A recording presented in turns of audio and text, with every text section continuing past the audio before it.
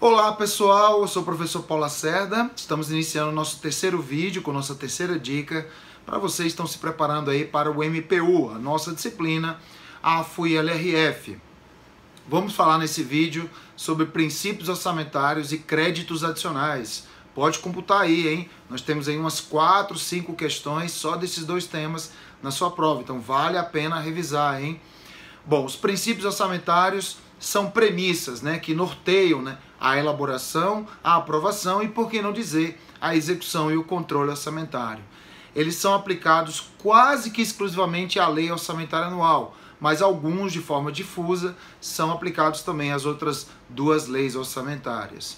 Você pode memorizar os 8 grandes princípios orçamentários com um processo mnemônico chamado eu, não eu. Eu vem de exclusividade e unidade, o não de não afetação, a anualidade e orçamento bruto, e o eu final com 2 S, que é o de equilíbrio e especificação, e o princípio da universalidade. Você tem que prestar atenção, pessoal, sobre os princípios, as suas características principais, se há exceção ou não a esses princípios, ao conceito, e qual o objetivo dele existir, por que ele foi criado.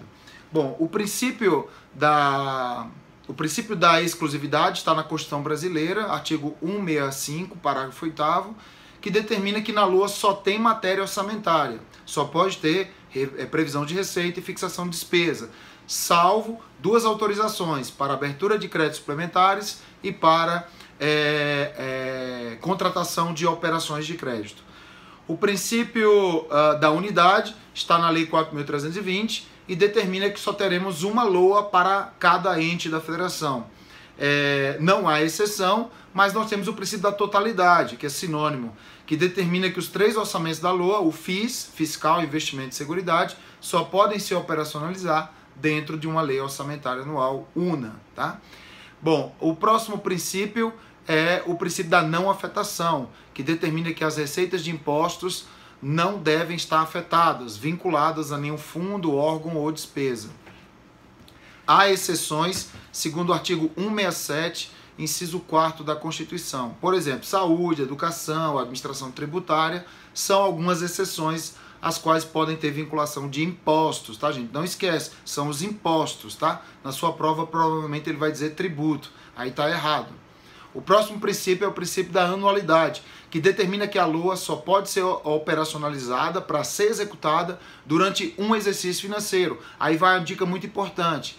A LOA ela pode ser executada por um período inferior, que não infringe o princípio. Mas se porventura possa ser executada por um período superior a um exercício, aí sim infringe o princípio. E a exceção é a reabertura de créditos adicionais, especiais e extraordinários. O próximo princípio é o princípio do orçamento bruto, que determina que na LOA só pode ter valores totais, vedadas quaisquer deduções. Esse princípio aí não tem exceção. Ele também nasceu na Lei 4.320, editada em 1964. O próximo princípio é o princípio da especificação, que determina que na LOA as receitas e despesas devem constar de forma pormenorizada, salvo reserva de contingência, salvo programas especiais de trabalho que podem constar na LOA em seus montantes globais.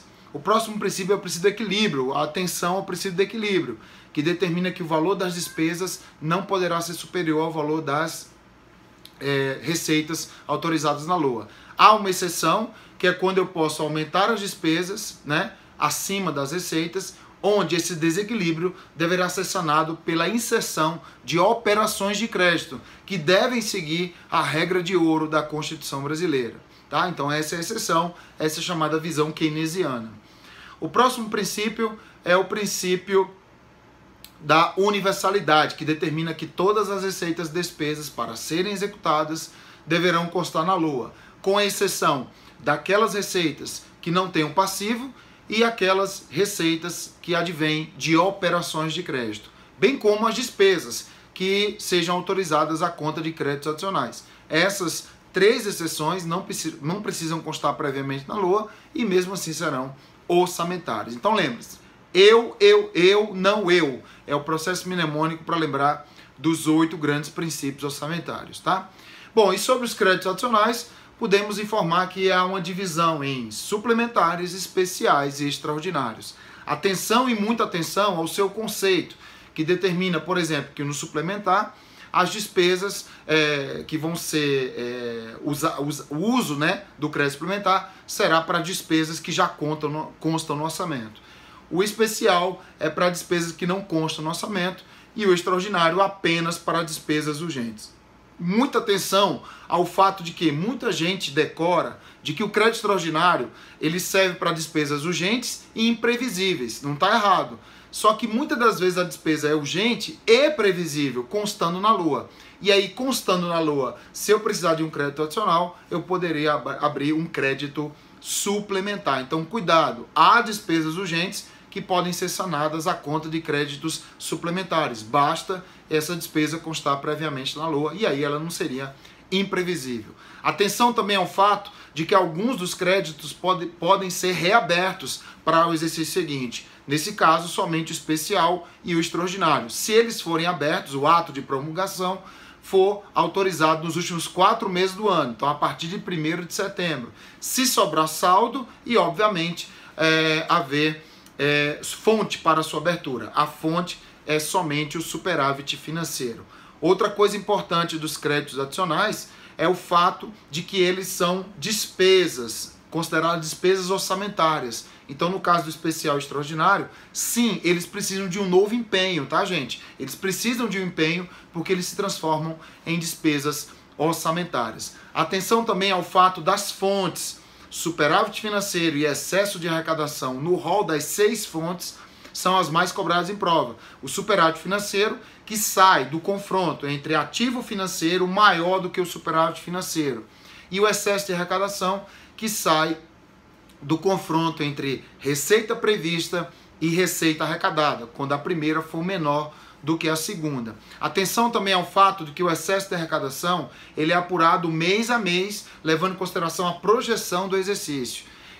Enquanto o superávit financeiro ele é apurado só num dia do ano, que é 31 de dezembro, o que impede o seu uso no ano corrente. Ele só pode ser usado no exercício seguinte. Outra coisa muito importante nos créditos extraordinários é que eles podem ser abertos sem indicação de fonte, mas só que no futuro, durante o processo de aprovação, eu tenho que dizer de onde vem a fonte. Então eles podem ser abertos sem indicação de fonte, mas no futuro eu tenho que dizer de onde vem essa fonte. Nesse caso, se eu deixar para indicar no futuro, a vinculação fica para o excesso de arrecadação. Então cuidado, se não houver excesso de arrecadação, o presidente da República ele comete crime de responsabilidade.